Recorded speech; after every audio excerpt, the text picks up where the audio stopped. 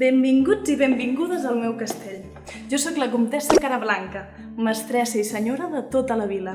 Jo governo amb mà ferma, però també amb comprensió, i sóc l'encarregada d'aconseguir que totes les persones de la vila puguin fer la seva feina amb seguretat. Jo no surto mai del meu castell.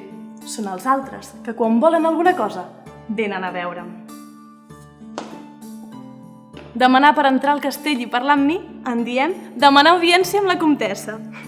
Oi que sona fi? Sovint venen a pagar-me els impostos. Jo cobro impostos a tota la gent de la vila. Sí, impostos que poden ser de formes ben diferents.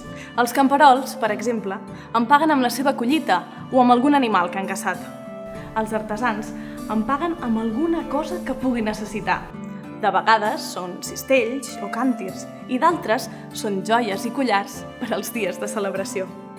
En canvi, els comerciants em porten coses des de l'altra banda del mar, com ara aquestes teles precioses.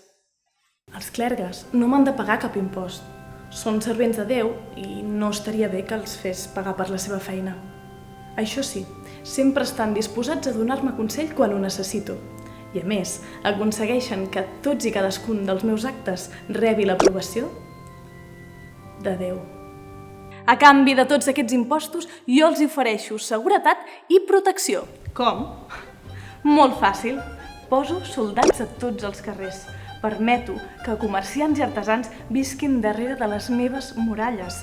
I també deixo que els camperols cultivin i treballin les meves terres perquè així puguin alimentar les seves famílies. Tothom de la vila ha de complir la meva llei i jo, a la vegada, he de complir la del nostre rei. Que visqui la corona!